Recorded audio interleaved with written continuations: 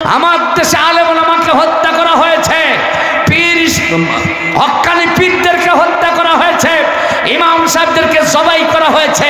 তার পিছনে একটাই কারণ, ফেরাউন যে আশঙ্কা করেছিল আইনু বাদদিলা দীনাকুম, এই মৌলানারা যদি চেয়ারম্যান হয়, হাজী সাহেবরা যদি এমপি হয়, ফখরুল ইসলাম হাদি যদি মন্ত্রী হয়, তাহলে আমাদের বান্দরামি এই সমাজে চলবে না, এই সমাজ চলবে আল্লাহর কোরআন দিয়া। কথা বলেন ঠিক কিনা? আরো জোরে কোন ঠিক কিনা? এই ভয়ে আমার দেশে আলেম ওলামা, পীর বুজুর্গ, হাফেজে কোরআন, মসজিদের ইমামকে যারা হত্যা করেছে তারা ফেরাউনের দোসর, ফেরাউনের আত্মীয়, ফেরাউনের পেটাত্তা ছাড়া কিছু না। কথা বলেন ঠিক না বেঠিক? আমি আপনাদের কাছে জানতে চাই, আপনারা কি মুসার সৈনিক হবেন না ফেরাউনের? আপনারা মুহাম্মাদের সৈনিক হবেন না আবু জাহেলের? আমি আপনাদের কাছে জানতে চাই, আল কোরআনের সৈনিক হবেন না শয়তানের সৈনিক হবেন? কারা কারা আল কোরআনের সৈনিক হবেন হাত তুলে দেখান। লিল্লাহে তাকবীর, নারায়ে তাকবীর। আল কোরআনের আলো সারা বিশ্বে জালো, আল কোরআনের আলো।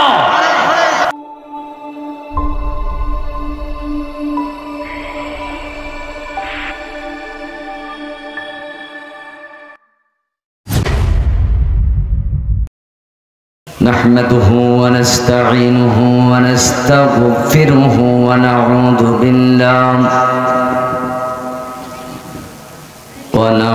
بالله من شرور أنفسنا ومن سيئات أعمالنا.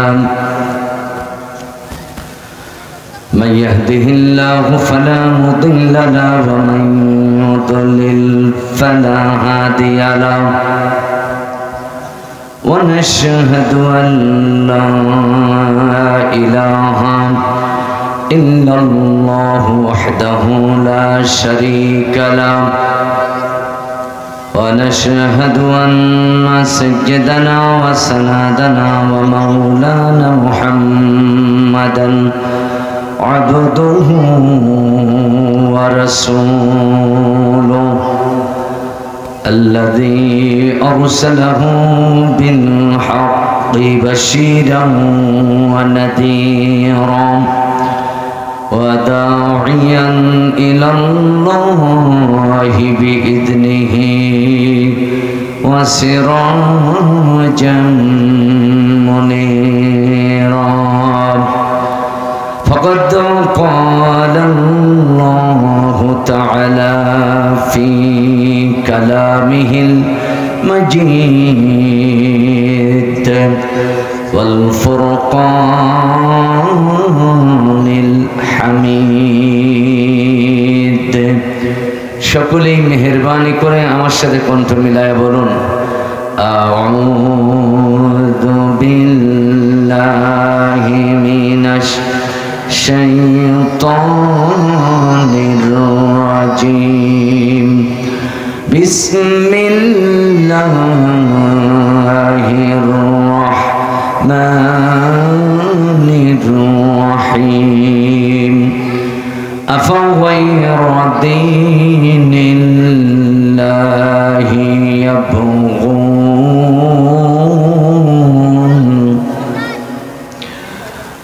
ইয়াবগুনা ওয়া লাহু أسلم من في السماوات والأرض من في السماوات والأرض طوعا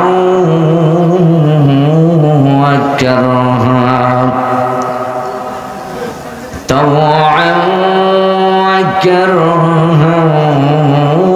وإليه يرجعون.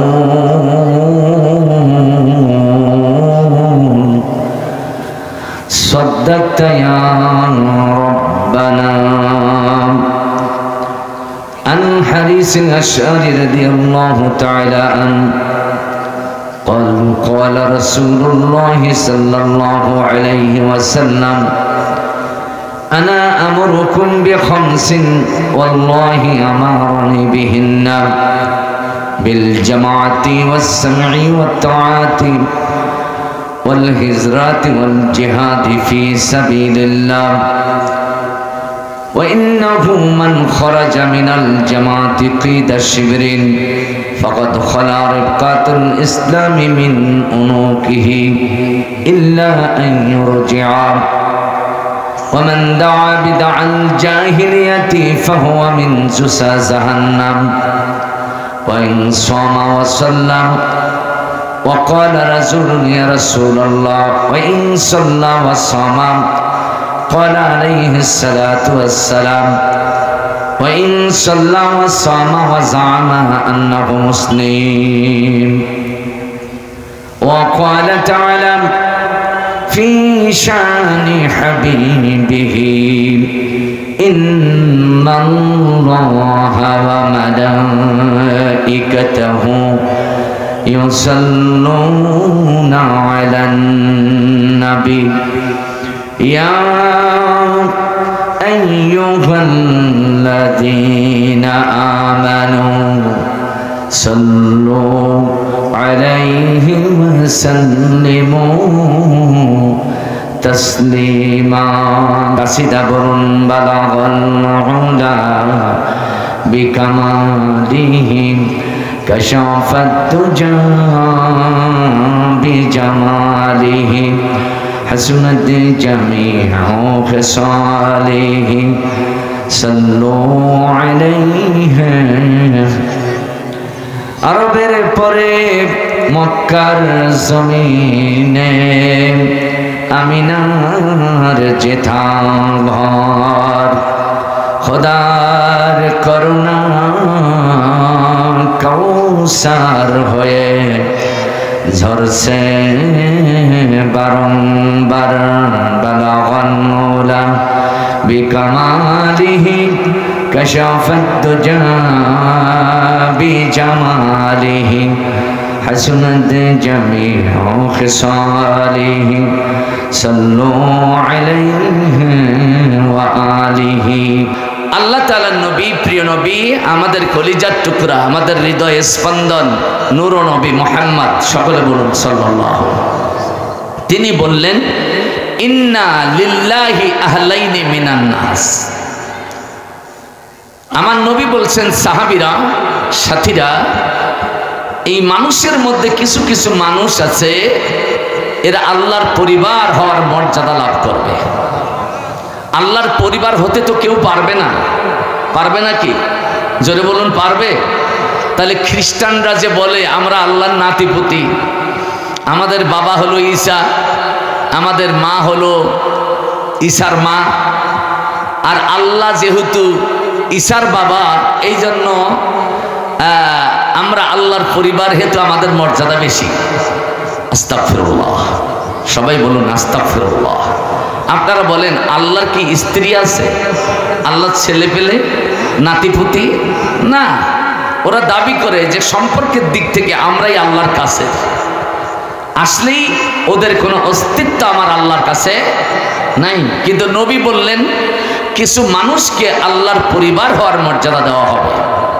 আশ্চর্য বিষয় নয় সাহাবীরা কিং কর্তব্য আশ্চর্য হয়ে জিজ্ঞেস করছে কিলা মানহুম ইয়া রাসূলুল্লাহ ইয়া হাবিবাল্লাহ এই ভাগ্যবান লোকগুলো কারা যারা আল্লাহর পরিবার হওয়ার মর্যাদা পাবে পরিবার হবে না ঠিক কিন্তু আল্লাহর পরিবার হওয়ার মর্যাদা পাবে আল্লাহর নবী বললেন বিশ্ব নবী বললেন আহলুল কোরআনি আহলুল্লাহিল খাসা যারা কোরআন দিয়ে কথা বলেছে যারা কোরআন ভালোবেসে কোরআন আমলে নিয়েছে জীবন মৃত্যু কোরআনের পক্ষে লড়াই করেছে কোরআনের বিরুদ্ধে কোনো বিষোদাগার করেনি কোনো বদনাম সহ্য করেনি এই রকম কোরআন প্রেমিক যারা কোরআনওয়ালা যারা আল্লাহ তাআলা কিয়ামতের দিন এদেরকে নিজের পরিবার হওয়ার মর্যাদা দিবেন হিসাব ছাড়াই এদেরকে জান্নাতে পাঠিয়ে দিবেন শুধু তাই নয় আল্লাহর নবী বললেন ইন্নাত তালিবাল ইলমি ইস্তাগফির লাহু মান ফিস সামাওয়াতি ওয়াল আরদ কোরআনের জ্ঞান আহরণের জন্য যারা বাড়ি থেকে বের হয় যারা নিজের ঘর থেকে বের হয় এরা হয় তলবে ইলম।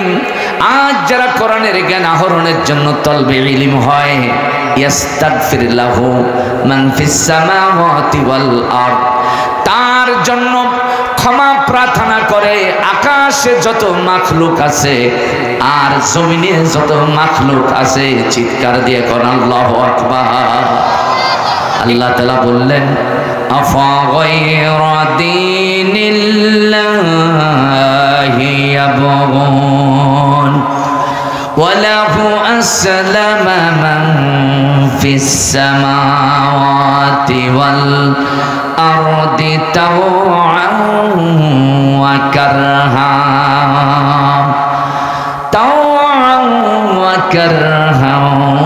ওয়া ইলাইহি ইরজাউন। আল্লাহু আকবার। আমার বাবাজিরা, কোরআনে কারীম থেকে একটি আয়াত তেলাওয়াত করেছি। সব থেকে গভীরতম প্রশান্ত মহাসাগরের একটি শাখা আছে, যেইখানে গভীরতা হলো ৩৪,০০০ বর্গফিট। জোরে বলেন, কত হাজার বর্গফিট? ৩৪,০০০ বর্গফিট। এই পৃথিবীর সব থেকে উঁচা পাহাড় হলো আমাদের পার্শ্ববর্তী এই যে নেপাল দেশে, নাম কি? হিমালয়ের এভারেস্ট। হিমালয়টা সম্পূর্ণ না, এর একটা সর্বোচ্চ শৃঙ্গ আছে, এর নাম হলো এভারেস্ট। এটার উচ্চতা হলো, এটা জমিন থেকে এর শৃঙ্গ পর্যন্ত উচ্চতা হলো ২৯,০০০ বর্গফিট। আল্লাহু আকবার বলে। এই পৃথিবীর মানুষগুলো যদি ওই হিমালয়ের এভারেস্ট পাহাড়টা হাতের তলায় উঠাইয়া ওই প্রশান্ত মহাসাগরের ওই জায়গায় যদি ছেড়ে দেয় যেখানে গভীর, তাহলে এই পাহাড়টা সেখানে তলিয়ে যাওয়ার পরও পাহাড়ের উপরে আরো ৫,০০০ বর্গফিট পানি থাকবে। আল্লাহু আকবার বলে। আপনাদের কাছে জানতে চাই, আমাদের দেশের জাতীয় পাখির নাম কি বাবা? জোরে বলেন ছেলেরা, জোরে বলো, জাতীয় পাখির নাম কি? দোয়েল।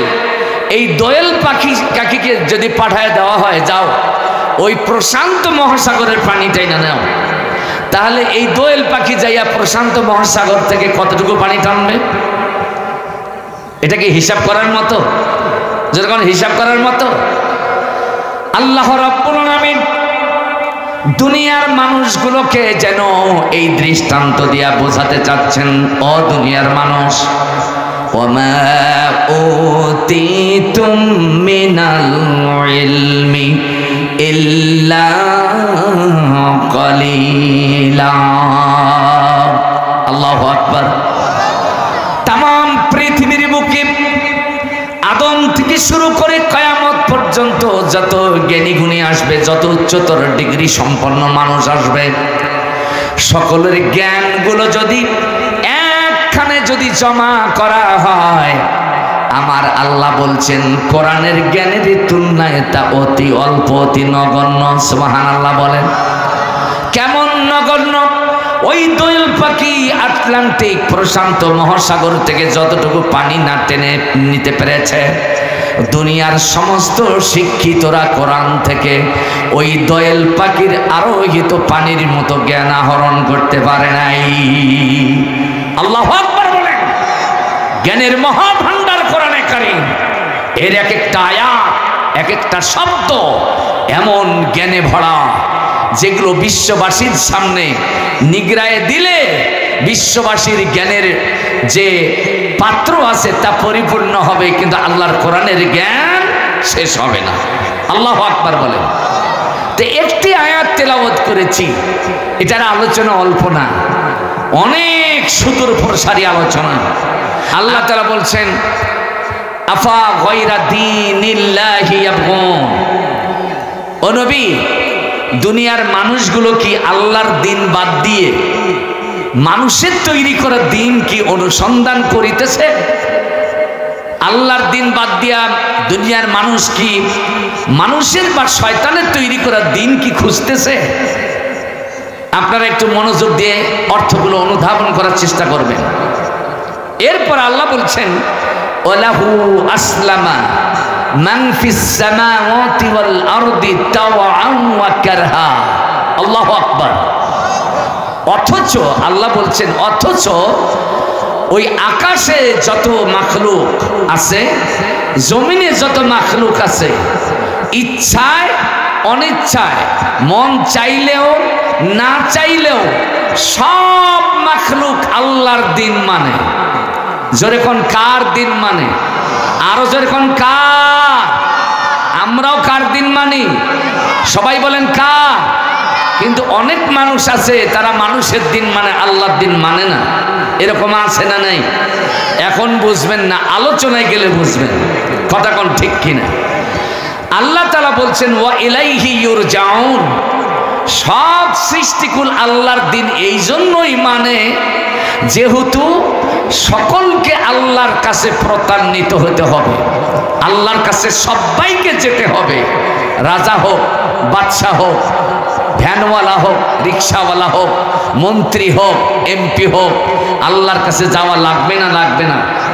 আরো জোরে কোন যাওয়া লাগবে না লাগবে না? এই জন্য সব মাখলুক আল্লাহর দিন মানে হেতু আপনাকে আমাকেও সব মানুষকেও আল্লাহর দিন মানা দরকার। কথা কোন ঠিক কিনা? কিন্তু সবাই মানে না। আল্লাহ বলছেন, আল্লাহর কথা কি সত্য হয় না মিথ্যা হয়? সত্য।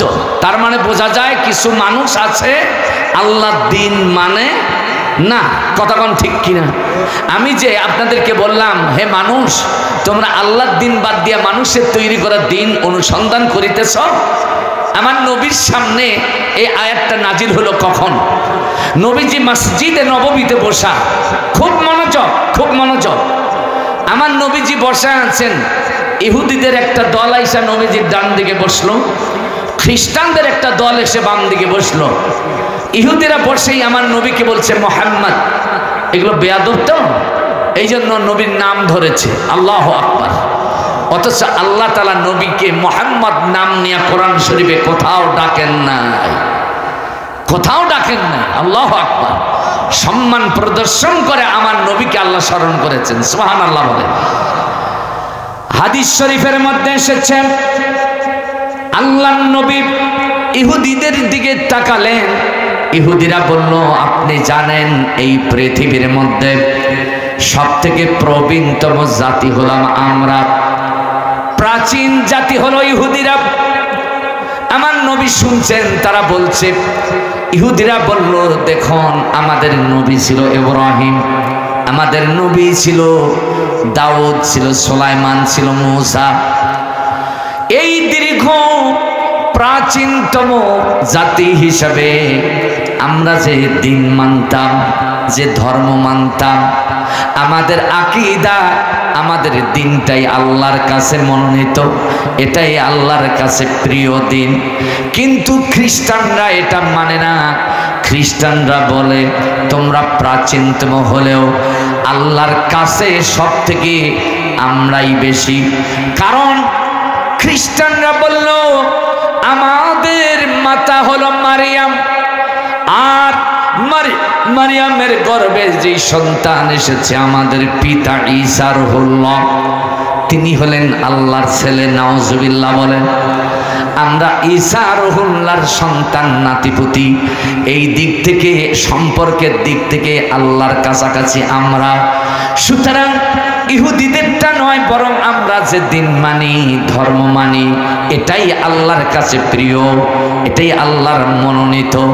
জোরে জোরে কন্যা নাউজুবিল্লাহ। আমার নবীজি খ্রিস্টানদের বক্তব্য শুনলেন। খ্রিস্টানরা বলল, ইহুদিরা আমাদের বিরোধিতা করে, আমরাও ইহুদিদের বিরোধিতা করি। তোমার কাছে এসেছি মুহাম্মদ, তোমার কাছে তো সত্যের বাণী নাজিল হয় আসমানের মালিকের কাছ থেকে।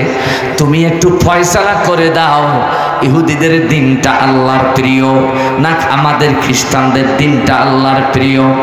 আমার নবী বললেন, ও ইহুদিরা, ও খ্রিস্টানেরা, তোমরা বলো, আমি কি ব্যক্তিগত অবস্থান থেকে তোমাদের এই মামলার রায় দেব, নাকি আমার উপরে যা নাজিল হয় কোরআন থেকে দেব? ইহুদি খ্রিস্টানরা বলল, মুহাম্মদ সাল্লাল্লাহু আলাইহি সাল্লাম আপনি অবশ্যই কোরআন থেকে রায় দিবেন। আমার নবী বললেন, কোরআন থেকে যদি রায় দিতে হয়, এবার তোমরা ইহুদি খ্রিস্টানরা আমার সাথে চলো, কোরআনের দিকে চলো। আমার নবীজি একটা দুইটা করে কোরআনের পাতা উল্টাইয়া উল্টাইয়া সূরা আলে ইমরানের 19 নম্বর আয়াতে গিয়া এইবার ইহুদি খ্রিস্টানদেরকে বললেন, তোমাদের অভিযোগের রায়, তোমাদের মামলার রায় এবার কোরআন থেকে দিচ্ছি। আমার নবীজি মায়াবী কণ্ঠে তেলাওয়াত করলেন, ইন্নাদ-দীনা ইনদাল্লাহিল ইসলাম। সবাই বলেন আল্লাহু আকবার। আমাদের ধর্মের নাম কি? সবাই বলেন কি? আর আমার নবীর মুখে মামলার রায়ও আসলো ইসলামের। সুবহানাল্লাহ বলে। আমার নবী বলল, ইহুদিরা খ্রিস্টানেরা তোমরা প্রাচীনতম জাতি হও, আর আল্লাহর কাছাকাছি দাবি করার জাতি তোমরা হও না কেন? আল্লাহর কাছে প্রিয়, আল্লাহর কাছে মনোনীত যে দিন, তার নাম ইসলাম। সুবহানাল্লাহ, সুবহানাল্লাহ, আল্লাহু আকবার। আপনারা বলেন, এই রায় যখন আমার নবীর মুখ দিয়ে বের হলো, ইহুদিরা খুশি হবে? জোরে কোন খ্রিস্টানেরা খুশি হবে? কয় যে না মানি না। ইহুদিরা বলল না মানি না, খ্রিস্টানেরা বললো এটা মানি না, আমাদেরটাই ঠিক, আমাদেরটাই ঠিক। আগের পর্যায়ে গেল। আমার আল্লাহ দেরি করলেন না, এই আয়াত সাথে সাথেই নাজিল করলেন, আফা গায়রা দীনিল্লাহি ইয়াবগুন, তোমরা কি আল্লাহর দিন বাদ দিয়ে অন্য কোনো দিন খুঁজতেছ? অথচ আকাশে দিন চলে আল্লাহ, জমিনেও দিন চলে আল্লাহ, চন্দ্র সূর্যে দিন চলে আল্লাহ, পাহাড়ে পর্বতে দিন চলে আল্লাহ, নক্ষত্র পুঞ্জে দিন চলে আল্লাহ, সাগর মহাসাগরে গাছ তরুলতায় দিন চলে আল্লাহ। ঠিক না বে ঠিক মুসলমান? আরো যেরকম ঠিক কিনা? এটা তো ঠিক বললেন। এইবার দিন শব্দটা কি, এটা না বোঝার কারণে আমার দেশের মুসলমানেরা বিভাজিত, ছত্রভঙ্গ, এলোমেলো, খাঁটি দিনের পরিচয় নেওয়া মানুষের সংখ্যা খুবই কম। এই যে কারণে ভেজাল মুসলমানের মধ্যে, কেউ কবর নিয়া, কেউ মাজার নিয়া, কেউ মসজিদ নিয়া, কেউ মাদ্রাসা নিয়া, কেউ ওয়াজ মাহফিল নিয়া, দেখবেন শুধু কেউ তাসবিহ নিয়া, আবার কেউ দেখবেন খানকা দরবার শরীফ নিয়া। এরকম মানুষ বিভাজিত আছে না নাই? আরো যেরকম আছে কিনা? আপনার দিন যদি সাপোর্ট দেয় মসজিদে অবস্থান করো 24 ঘন্টায়, তাহলে করো, ওটা তোমার দিনের কাজ। আপনার দিন যদি আপনাকে সাপোর্ট দেয় মাজারে যাও, তাহলে মাজারে যান। কিন্তু যদি সাপোর্ট না দেয়, তাহলে মাজারটাকে দিনের কেন্দ্রবিন্দু যারা বানাবে, নির্ঘাত তারা দিনের বিরুদ্ধে কথা বলেন। ঠিক না বেঠিক? আরো জোরে বলেন বাবা, ঠিক কিনা? আমি আপনাদের সামনে তাফসীর করব। জোরে কোন কি করব? তাফসীর করব। দিন শব্দটি এক বচন, যেহেতু আল্লাহর দেওয়া দিন হলো একটা। জোরে কোন কয়টা? এটা দুইটা নয়, তিনটা নয়। এই জন্য ইসলামের নাম হলো দ্বীনে হক। কথা বলেন ঠিক কিনা? দ্বীনুল ইসলাম, আমাদের দিন, আমাদের জীবন ব্যবস্থা হলো ইসলাম। দিন শব্দ যেখানে, এখানেই এর বিরোধী আদর্শ আছে, এটাকে বলা হয় আদিয়ান। দিন এক বচন, আদিয়ান হলো বহু বচন। এগুলো হলো মানুষের তৈরি করা ধর্ম, আদর্শ, ইজম। কথা বলেন ঠিক কিনা? আমার বাবাজিরা, এবার আসেন, দিন শব্দের অর্থ কি? আপনারা কি শুনতেছেন না এমনি এমনি বসে আছেন? শুনতেছেন? খুব মনোযোগ। এই যে মাফলাট কানে পেঁচানো চাচা, একটু মনোযোগ আমার দিকে। দিন শব্দ আরবি 3 অক্ষরে লেখা। জোরে কোন কয় অক্ষরে লেখা? যুবক ভাইরা জোরে বলো, কয় অক্ষরে? 3 অক্ষরে। দাল ইয়া নুন। অর্থ হলো শব্দ হলো দি নুন। এর অর্থ কি? এই দিনুন শব্দের অর্থ কি? যেই দিন আকাশ মানে, চন্দ্র সূর্য গ্রহ নক্ষত্র পুঞ্জ মানে, জমিন মানে, কুল কায়নাত মানে, আবার কিছু মানুষ মানে, আবার কিছু মানুষ মানে না। এই দিনটা কি? এই দিনটা বুঝতে হলে খুব গভীর মনোযোগের দরকার। আমার বাবাজিরা, দিন শব্দের এই দিন শব্দের অর্থ বের করার জন্য আমি 4খানা তাফসিরের কিতাব স্টাডি করেছি। যেরকম কয়খানা?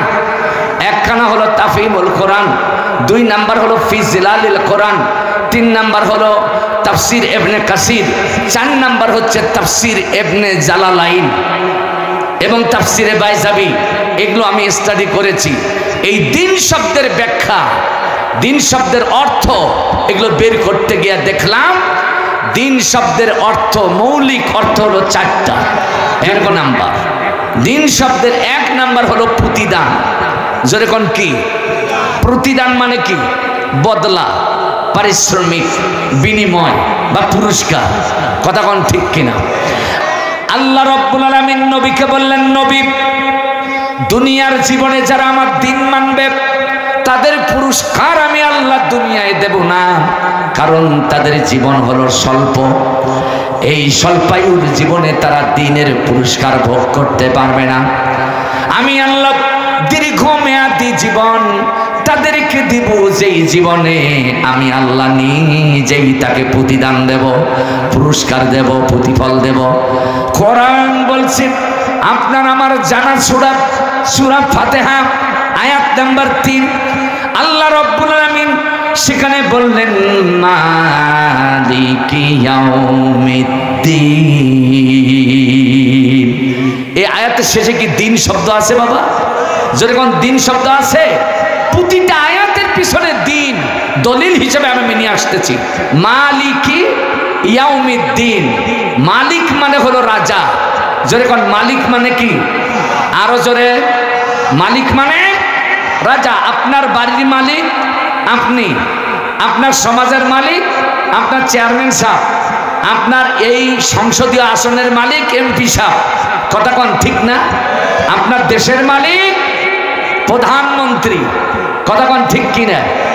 এখন পরকালে মালিক কে হবে?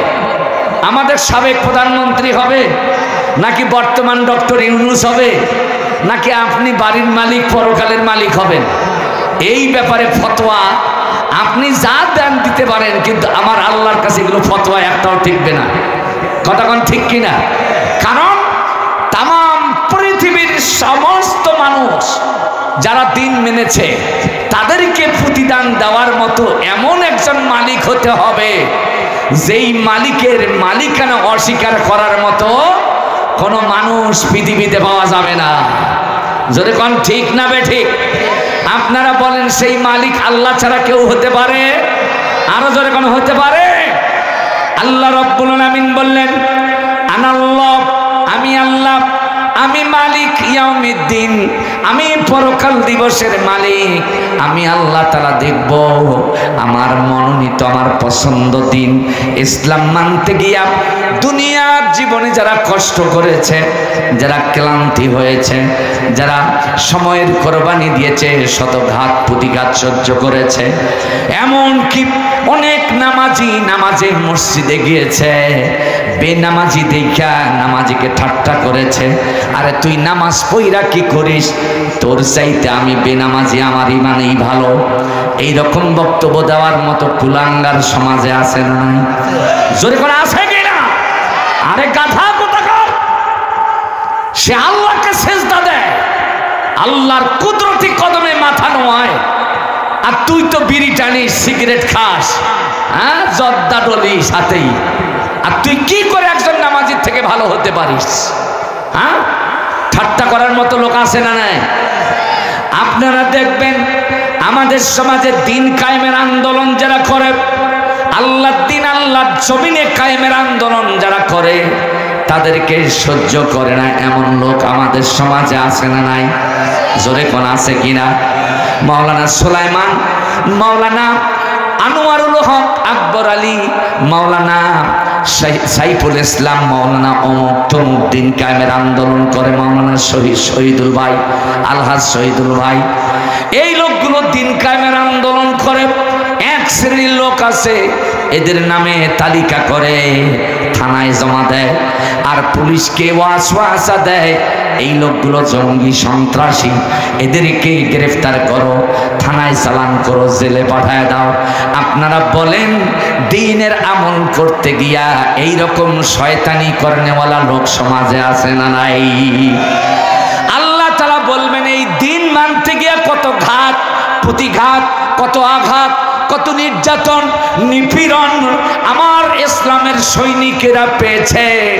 আমি যাকে তাকে দিয়া দ্বীনের পুরস্কার তাদেরকে দিব না, আমি আল্লাহ নিজেই তাকে দ্বীনের পুরস্কার দেব। চিৎকার দিয়ে কন্যা সুবহানাল্লাহ। আল্লাহর কাছে পুরস্কার পাওয়ার আশায় ওই পরকাল কেন্দ্রিক জীবন যাপন দুনিয়ায় যারা করে, এই জন্য তারা চুরি করে না, ডাকাতি করে না, মিথ্যা কথা বলে না, ছিনতাই রাহাজানি করে না, মানুষ খুন করে না, মানুষ ঠকায় না। আর যারা পরকাল কেন্দ্রিক জীবন যাপন করে না, তারা আল্লাহর কাছে জবাব দিতে হবে, এই ভয় তো তাদের মধ্যে নাই। এই জন্য ওরা চুরি করতে পারে, ওরা ডাকাতি করতে পারে, মানুষ ঠকাইতে পারে, ওরা ব্যাংক ডাকাতি করতে পারে, লুটতারাজ করতে পারে, ওরা ভোট চুরি কইরাও ক্ষমতায় যাওয়ার মতো বদমাশি করতে পারে। কথা কোন ঠিক কিনা? এইরকম খারাপ কাজ করেন বলা লোক সমাজে আছে, যদি কোনো আছে না নাই? ভালো লোকও আছে, খারাপ লোকও আছে, কিন্তু ভালো লোক যারা আল্লাহর কাছে পুরস্কার পাবে, প্রতিদান পাবে। আর যারা খারাপ তারা বলে কি জানেন? কোরআন বলছে কাল্লা বাল তুকাযযিবুনা বিদ্দীন। আমার বাবাজিরা, এটা হচ্ছে দ্বীনের এক নাম্বার অর্থ। যারা দ্বীন মানবে পুরস্কার পাবে, আর যারা দ্বীন মানবে না তারা তিরস্কৃত হবে, জাহান্নামে চলে যাবে। আমার আল্লাহ বলবেন আলকিয়া ফি জাহান্নামা কুল্লা কাফফারিন আনিদ। যারা আল্লাহর দ্বীনকে অস্বীকার করে কাফের হয়েছে, তাদেরকে ধরা হবে, আছাড় মেরে মেরে জাহান্নামে ফেলায় দেওয়া হবে। নাউজুবিল্লাহ বলেন। আপনারা বলেন আমরা আল্লাহর দ্বীন মেনে আল্লাহর পুরস্কার জান্নাত চাই না? চাই না? জোরে কোন চাই কি না? আল্লাহর দ্বীনের বিরুদ্ধে আমরা গিয়া আমরা কখনো জাহান্নামী হতে চাই না। কথা কোন ঠিক কিনা? এটা হচ্ছে দ্বীনের এক নাম্বার অর্থ। প্রতিদান আপনি পাবেনই, অবশ্যই পাবেন। দ্বীন যতটুকু মানেন অতটুকুর পুরস্কার পাবেন। দ্বীনের দুই নাম্বার অর্থ হচ্ছে আনুগত্য। এ বাবা বলেন তো দ্বীনের দুই নাম্বার অর্থ কি? আরো জোরে কোন। আল্লাহ যে দ্বীন দিল, আপনি যদি ওই দ্বীনের স্লোগান মুখে দেন কিন্তু দ্বীনের আনুগত্য যদি না করেন, তাহলে দ্বীন মানলেন এটা কি বোঝা যাবে? যেরকম বোঝা যাবে। সন্তানের দায়িত্ব হলো বাবার আনুগত্য করা। যেরকম সন্তানের দায়িত্ব কি? বাবার আনুগত্য করা। সন্তান যদি বাবার আনুগত্য না করে, তাহলে ওই সন্তান আর বাবার মধ্যে সম্পর্ক থাকে না। কথা কোন ঠিক কিনা?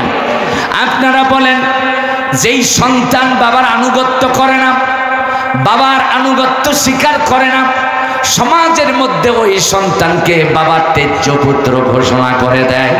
কথা কোন ঠিক না বেটি? যখন এই রকম সন্তানকে তেজ্য পুত্র করে, বাবার সম্পদ সহায় সম্পত্তির থেকে, ধন সম্পদ থেকে ওই সন্তান বঞ্চিত হয়ে যায়। কথা কোন ঠিক কিনা? আল্লাহ তাআলা দ্বীন দিয়া নবীদেরকে পাঠাইলেন। নবীরা হলো আমাদের রুহানি পিতা। যেরকম নবীরা আমাদের কি? রুহানি পিতা। মুহাম্মাদুর রাসূলুল্লাহ তিনি আমাদের রূহের পিতা। তার রেখে যাওয়া দ্বীন যারা মানবেন, এই দ্বীন মানার কারণে মুহাম্মাদুর রাসূলুল্লাহকে দেওয়া আল্লাহর জান্নাত নামের সম্পত্তির ভাগ আপনি পাবেন, অবশ্যই আপনাকে দেওয়া হবে। সুবহানাল্লাহ। এই জন্য দ্বীনের আনুগত্য করতে হবে, যার প্রমাণ আল্লাহর কোরআন দিচ্ছে। আল্লাহ বোঝাচ্ছে বান্দা কিভাবে আনুগত্য করবি, শোন। এবার তাকাও আমার দিকে। আল্লাহ বলছেন আল্লাহুল্লাযী খালাকাস সামাওয়াতি বিগাইরি আমাদিন তারাউনাহা। আল্লাহ তো তিনি যিনি তোমাদের মাথার উপরে ওই যে বিশাল আসমান ছাদ হিসেবে সৃষ্টি করেছেন। ছাদ। এ বাবা শোনো, মনোযোগ দিয়ে শোনো। আল্লাহ বলছেন এই যে আসমানটা তোমাদের মাথার উপরে ছাদ বানাইছি, বিগাইরি আমাদিন, কোনো খুঁটি নাই, আপনারা বলেন আসমানটা আমাদের মাথার উপরে আল্লাহ লটকাইছেন খুঁটি দিয়া না খুঁটি ছাড়া? তবে তাফসীরের কিতাবে বর্ণনা এসেছে, আল্লাহর নবীর সাহাবী হযরতে আব্বাস বলেছেন এমন অদৃশ্য খুঁটি আছে যেগুলোকে মানুষ চোখে অবলোকন করতে পারে না, কিন্তু এই মতটার পক্ষেও যথার্থ দলিল আদিল্লা পাওয়া যায় নাই। আল্লাহ বলছেন বেগাইরি আমাদিন তারাউনাহা, তাকাও এই মানুষ, তুমি আমি আল্লাহ দিন বাদ দিয়া মানুষের তৈরি করা দিন মানো, অথচ তাকাও ওই আকাশের দিকে।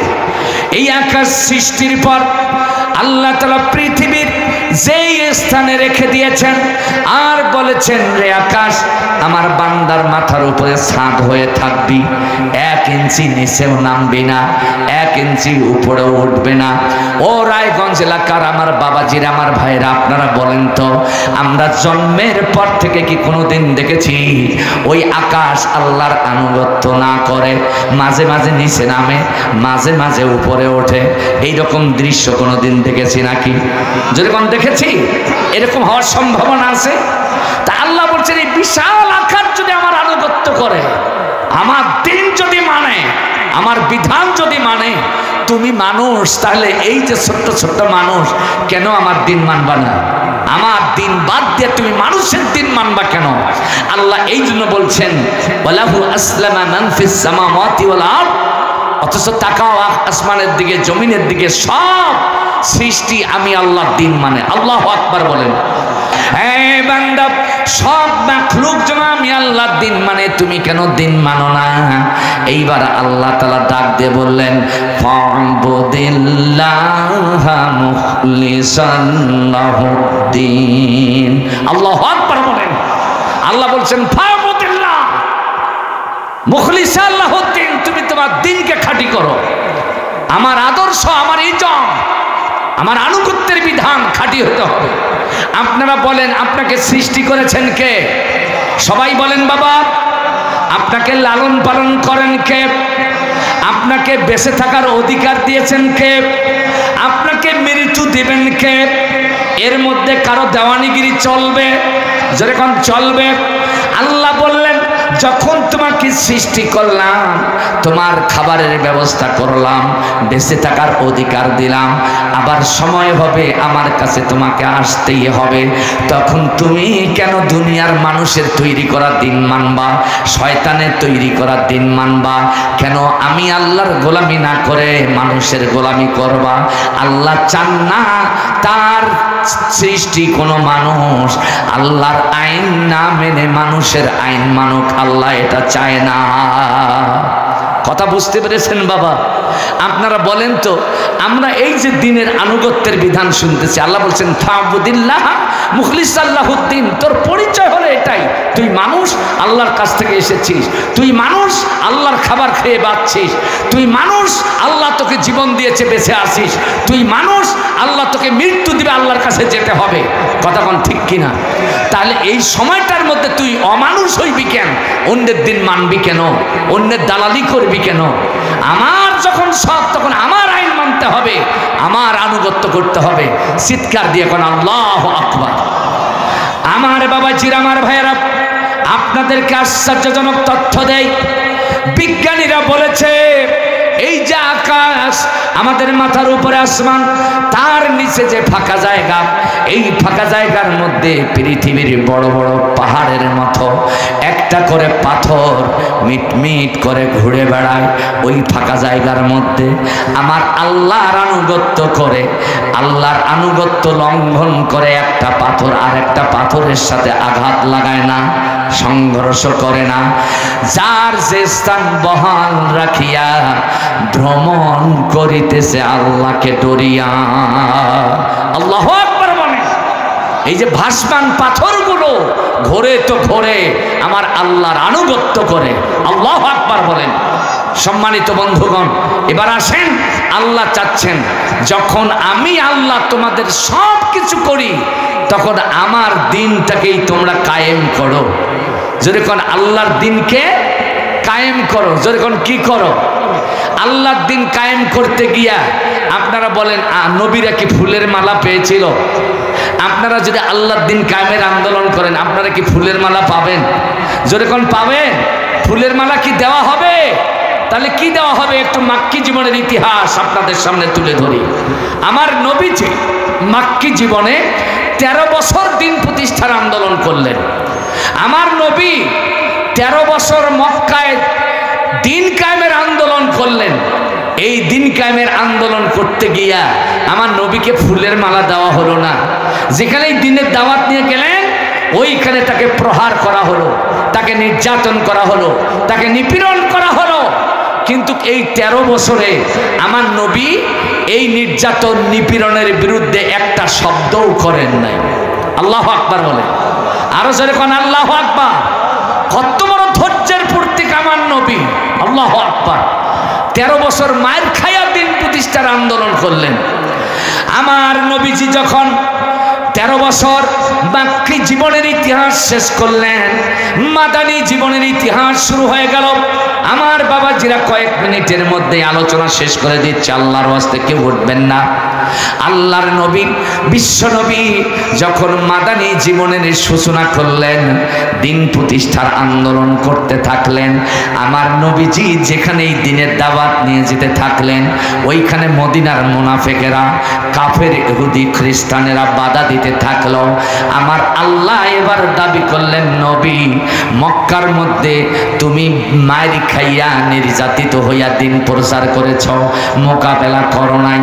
এখন এটা মাক্কি যুগের ইতিহাস নয়, এটা হলো মাদানী।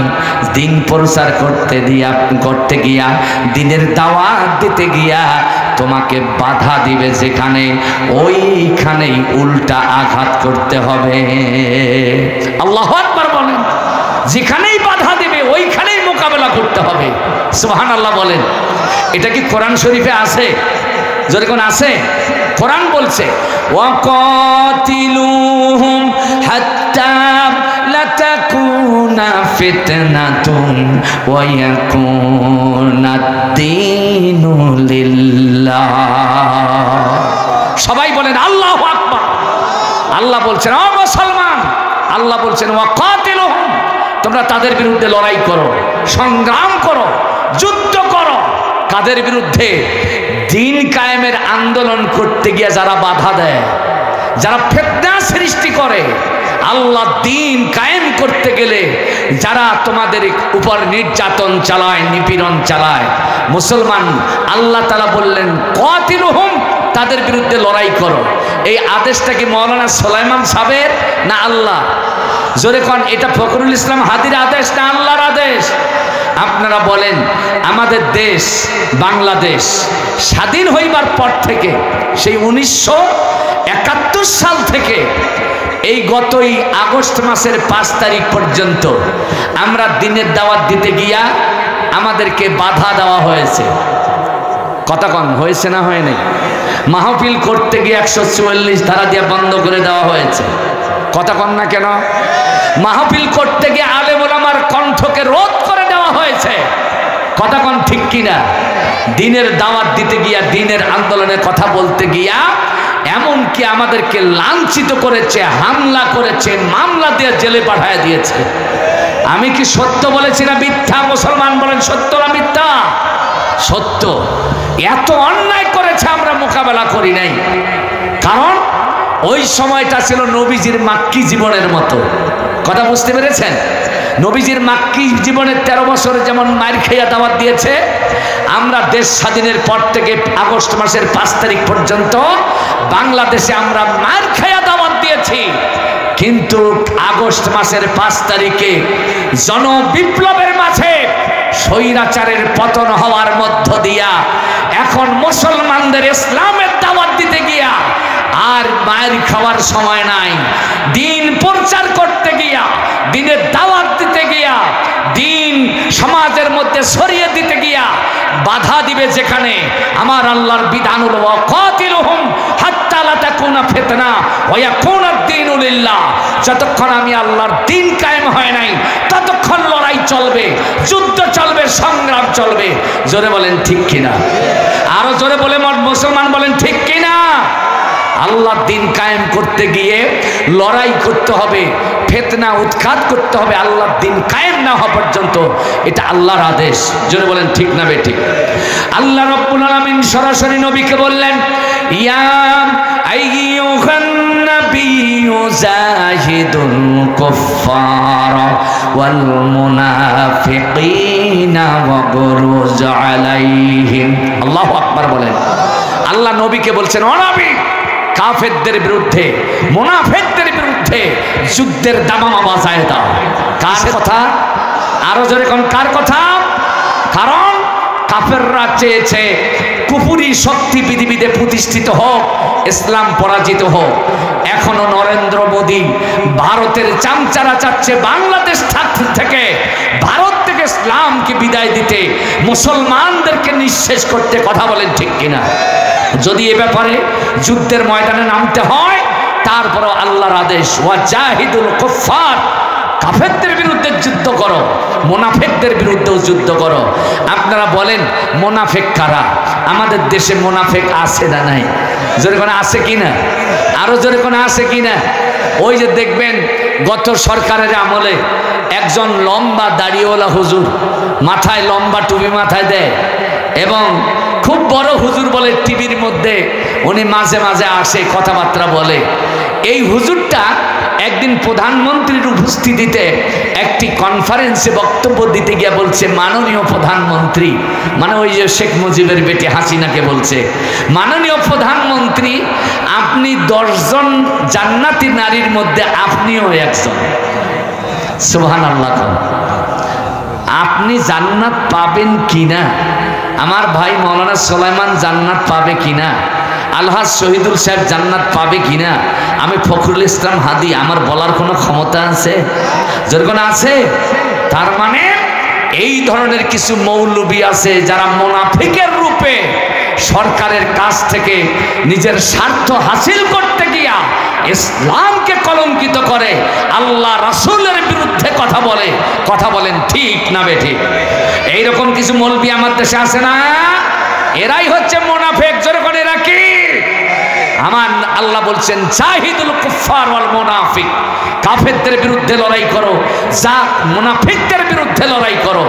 মুনাফিকরা ওরা ফিজিক্যাল সুরতে ইমানের লেবাস পরে, কিন্তু আসলেই ওরা ইমানের শিকড় কাটার কাজটাই করে যায়। কথা কোন মুসলমান ঠিক কিনা? এই জন্য কাফের মুনাফিকদের সাথে মুসলমানদের কোনো আপোষ হতে পারে? জোরে কোন হতে পারে? আপনাদের এলাকাও যদি দেখা যায় এইরকম দ্বিস্বভাবধারী কোনো মুসলমান, ওকে বলবেন ফাবুদিল্লাহ মুখলিসাল্লাহুদ্দিন, তুমি তোমার দিনকে আদর্শকে খাঁটি করো, ভেজাল কইরো না। আমি শেষ কথা বলেছি দিন শব্দের মৌলিক অর্থ হলো 4টা। জোরে বলেন কয়টা? একটা হলো প্রতিদান, আপনি যে দিন মানবেন এর প্রতিদান আল্লাহ দিবে, 1। 2 নাম্বার হলো আনুগত্য, আপনি শুধু দাবি করলে দাবিতে মুসলমান হওয়া যায় না, বরং ইসলামের বিধিবিধান মানিয়াই মুসলমানের পরিচয় দিতে হয়। কথা কোন ঠিক না? এই জন্য ইসলামের আনুগত্য করতে হয়। আর 3 নাম্বার হলো আনুগত্যের বিধান। যেরকম 3 নাম্বার কি বাবা? দিনের 3 নাম্বার অর্থ হচ্ছে আনুগত্যের বিধান, মানে নিয়ম পদ্ধতি। আপনি মনচাহি জীবন যাপন করবেন না, এটা হবে না, বরং ইসলাম গ্রহণ করার পর ইসলাম যেভাবে আপনাকে চলতে বলে ওইভাবেই চলাই হচ্ছে মুসলমানের দাবি, ইমানদারের কাজ। সুবহানাল্লাহ বলেন। এটাই হচ্ছে নিয়ম পদ্ধতি। আল্লাহ বলছেন, ওমাইয়াবতাগি গায়রাল ইসলামি দীনান ফালান ইউকবালা মিনহু। হুঁশিয়ারি বাণী। আল্লাহ বলছেন, যে ব্যক্তি ইসলাম বাদ দিয়ে অন্য কোনো দিন মানবে, অন্য কোনো আদর্শ মানবে, আল্লাহ বলছেন ফালান ইউকবালা মিনহু, আমি তার কাছ থেকে সেটা গ্রহণ করব না। ওয়া হুয়া ফিল আখিরাতি মিনাল খাসিরিন, সে কিয়ামতের দিন চরম ক্ষতিগ্রস্ত হয়ে যাবে। আল্লাহ আমাদের হেফাজত করুন, সবাই বলুন আমিন। আমরা ইসলামও মানি, আবার ইসলামের বিরোধী আদর্শ মানি, এটা যেন না হয়। আমরা ইসলামের জন্য, ইসলাম আমার জন্য, এটাই আমার চেতনা হওয়া দরকার, এটাই আমার আকীদা হওয়া দরকার। আর শেষে আসেন দিন শব্দের, এ বাবা বসেন তো, বসেন, শেষ করে দিচ্ছি তো, মোনাজাত করে দিচ্ছি। 1 ঘন্টা 1.5 ঘন্টা থাকলে 2 মিনিট থাকা যায় না? দিন শব্দের 4 নম্বর অর্থ হলো আইন। দিন শব্দের 4 নাম্বার অর্থ কি ভাই? জোরে কর না। দিন শব্দের 4 নাম্বার অর্থ কি? তাহলে শুরু থেকে আসুন। দিন শব্দের 1 নাম্বার অর্থ হলো প্রতিদান, মানে পুরস্কার, বদলা, জাযা, ইনাম। 2 নাম্বার হচ্ছে আনুগত্য। আপনি কার আনুগত্য করবেন এই সিদ্ধান্ত দিন আপনাকে দেবে। আনুগত্যের বিধান 3 নাম্বার দিনের অর্থ হচ্ছে আনুগত্যের বিধান। আপনি যদি হিন্দুত্ববাদ, হিন্দুদের মতো চালচলন চলে যদি মুসলমানের পরিচয় দেন, আপনাকে কি মুসলমান বলা যাবে? এই জন্য আপনাকে ইসলামের বিধান মাইনাই মুসলমানের পরিচয় দিতে হবে। কথা কোন ঠিক না? তাহলে দিন শব্দের 3 নাম্বার অর্থ হচ্ছে আনুগত্যের বিধান, আর 4 নাম্বার অর্থ হলো আইন। দিন শব্দের 4 নাম্বার অর্থ হচ্ছে আইন, রাষ্ট্র ব্যবস্থা, সমাজ ব্যবস্থা। আপনারা অনেকেই বলতেছেন, হয়তো সুলাইমান হুজুরও বলতেছে, আপনি এটা মন গড়া বক্তব্য দিবেন, এটার ব্যাপারে কোরআনের কোনো ডকুমেন্ট নাই। আমি বলবো ডকুমেন্ট আছে, দলিল আছে। আপনি কোন আইন দিয়ে চলবেন, এটা কি শেখ হাসিনা ঠিক করবে না আল্লাহ? জোরে কন না। আপনি কোন আইন দিয়ে পরিচালিত হবেন, এই বিধান ঠিক করবে আল্লাহ না নরেন্দ্র মোদী? জোরে কন, কে ঠিক করবে? এই জন্য দিনের বিধান হচ্ছে, চতুর্থ অর্থ হচ্ছে আইন। আপনি দিন যদি মানেন, পরিচয় যদি দিনের দেন, আল্লাহর আইন ছাড়া দুনিয়ার কোনো বান্দরের আইন আপনাকে মানা যাবে না। কথা বুঝতে পেরেছেন? দলিলটা কি? না হলে তো সুলাইমান হুজুর মন খারাপ করবে। দলিলটা দিয়ে দেই, শেষ। আল্লাহ রাব্বুল আলামিন বললেন, ওয়াইয ক্বালা ফিরআউনু যারুনি আকতুল মূসা ওয়াল ইয়াদউ রাব্বাহু ইন্নী আখাফু আন ইউবাদদিলা দীনাকুম। আল্লাহু আকবার বলেন। আয়াতের অর্থ শোনেন। ওয়াইয ক্বালা ফিরআউন, যখন ফিরআউন বলল তার সভাসদ লোকদেরকে, মন্ত্রীদেরকে, তার দলের লোকদেরকে বলল, যারুনি, আমাকে ছেড়ে দাও, আকতুল মূসা, আমি মূসাকে মাইরা ফেলাবো, আমি মূসাকে হত্যা করব। ইন্নী আখাফু, আমার ভয় হয়, আন ইউবাদদিলা দীনাকুম, হে আমার জাতির লোকেরা, আমাদের সমাজে যে আইন প্রতিষ্ঠিত আছে, যে সমাজ দিনের উপর, আদর্শের উপর প্রতিষ্ঠিত আছে, আন ইউবাদদিলা, এই মূসা ওকে না মারলে এগুলো সব পরিবর্তন করে দিবে। তার মানে ফেরাউনের দিন চলবে না, ফেরাউনের আইন চলবে না। আমি আপনাদের কাছে জানতে চাই, যখন মূসাকে নবুয়ত দিয়ে আল্লাহ ফেরাউনের কাছে পাঠাইলো, তখন মূসার আল্লাহর আইন দিয়ে ফেরাউনের রাষ্ট্র চলছিল না ফেরাউনের আইন দিয়া? জোরে কোন, কার আইন দিয়া? ফেরাউনের আইন দিয়া। ফেরাউনের আইন দিয়া ফেরাউনের রাষ্ট্র চলছিল। কথা কোন ঠিক না বেঠিক? এইবার ফেরাউন বলছে, ইন্নী আখাফু আন ইউবাদদিলা দীনাকুম, মূসাকে যদি মাইরা না ফেলায়, তাহলে এই মূসা তার রবের পক্ষ থেকে আনিত দিন, মানে ইসলাম নিয়া, ইসলাম দিয়া আমাদের সমাজ, আমাদের রাষ্ট্র ওলটপালট করবে। আমাদের আইন আর আমাদের দেশে চলবে না। এই দেশের মধ্যে আল্লাহর মূসার আল্লাহর আইন চলবে। কথা বুঝতে পেরেছেন? এখনই নাজাত হবে। সবাই বসুন, আল্লাহর হস্তে যিনি যেখানে দাঁড়িয়ে আছেন বসুন। আল্লাহর কোরআনের নূর নিয়ে আমরা বাড়িতে যাই। কথা কোন ঠিক কিনা? আল্লাহ যেন কোরআনের নূর একটু একটু করে আমাদের অন্তঃকরণে ঢেলে দেন। সবাই বলুন আমিন। একটু রাসূলের শানে দরুদ পড়ুন। আল্লাহুম্মা সাল্লি আলা মুহাম্মাদিন ওয়া আলা আলি মুহাম্মাদ ওয়া বারিক ওয়া সাল্লিম। আল্লাহুম্মা সাল্লি আলা সাইয়্যিদিনা মুহাম্মাদিন নবীল উম্মি ওয়া আলিহি ওয়া সাল্লিম। নিবেদ দরবারে বিনীতভাবে সকলের হৃদয়ের বাহুডোর খুলে হাত তুলছি। আল্লাহুম্মা আমিন। রব্বানা যালামনা আনফুসানা ওয়া ইল্লাম তাগফির লানা وترحمنا لنكونن من الخاسرين। শাহনশাহ, রাজা ধীরাজ, কুল কায়নাতের মালিক, সাত আসমান সাত জমিনের মালিক, আমাদের মালিক, সকলেই চিৎকার দিয়ে বলেন আল্লাহ। আরো জোরে বলুন আল্লাহ। মালিক, আপনার মহামহিম সিংহাসন থেকে আপনার কুদরতি দৃষ্টি দিয়ে সোনাইর খামার ফাজিল মাদ্রাসা মাঠে HR নুরুল ক্যাডেট মাদ্রাসা কমিটি কর্তৃক আয়োজিত এই তাফসিরুল কোরআন মাহফিলের দিকে তাকাও, লক্ষ্য করে দেখো অগণিত অসংখ্য তোমার প্রেমে পাগল হয়ে তোমার বান্দারা, তোমার বান্দিরা আল্লাহ তোমার কালাম শোনার জন্য, নবীজির হাদিস শোনার জন্য প্রচন্ড ঠান্ডাকে অপেক্ষা করেছে। বাড়িঘর সব তোমার হাওলা করে দিয়েছে।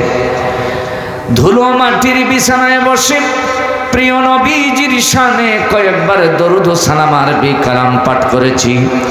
জবান নিঃসৃত দরুদের সবটুকুন সোনার মদিনায় কামলিওয়ালা নবী পাকের রওজা আতহারে পৌঁছে দাও। মাইকের আওয়াজ সামনে পিছনে ডানে বামে যতদূর পর্যন্ত যায়, অত্র অঞ্চলের ভিতরে যত তোমার বান্দা বান্দি ইমানের ঘোষণা দিয়া কবরে চলে গেছে, আল্লাহ মোবারক বরকতময় আজকের এই মাহফিলকে ওসিলা করে সকল কবরবাসীদের কবরের আযাব দয়া করে বন্ধ করে দাও। অফুরন্ত রহমত দিয়া এলাকার মানুষগুলোকে সিক্ত করে দাও। আল্লাহ তাআলা ইসলামের আলো দিয়ে অত্র এলাকার সকল শ্রেণী পেশার মানুষগুলোকে আলোকিত বানায় দাও। আল্লাহ তাআলা আপনার পবিত্র কালামুল্লাহ শরীফ থেকে একখানা আয়াতে কারিমা, রাসূলের অসংখ্য হাদিস থেকে একটি হাদিস আলোচনার জন্য নিয়ে এসেছি। আয় আল্লাহ তাআলা এই বিষয়ের উপরে বিষয় ভিত্তিক বর্তমান যুগ প্রেক্ষাপটের আলোকে আলোচনা করার তৌফিক আমাকে নসিব করো। আয় আল্লাহ তাআলা আমার পূর্বে যারা আলোচনা করেছেন, মাওলানা সাইফুল ইসলাম ভাই, আবু বকর সিদ্দিক ভাই সহ যারা স্থানীয় উলামায়ে কেরাম আলোচনা করেছেন, তাদের প্রত্যেকের কণ্ঠকে কোরআনের জন্য ইমাইল করে দাও। আলোচনা শুনতে যারা এসেছেন আর যারা আসছেন, আল্লাহ দয়া করে এই বরকতময় মাহফিলকে ওসিলা করে তাদের সকলের জীবনের গুনাহ খাতা মাফ করে দাও। সুবহান রাব্বিকা রাব্বিল ইজ্জাতি আম্মা ইয়াসিফুন ওয়া সালামুন আলাল মুরসালিন ওয়ালহামদুলিল্লাহি রাব্বিল আলামিন।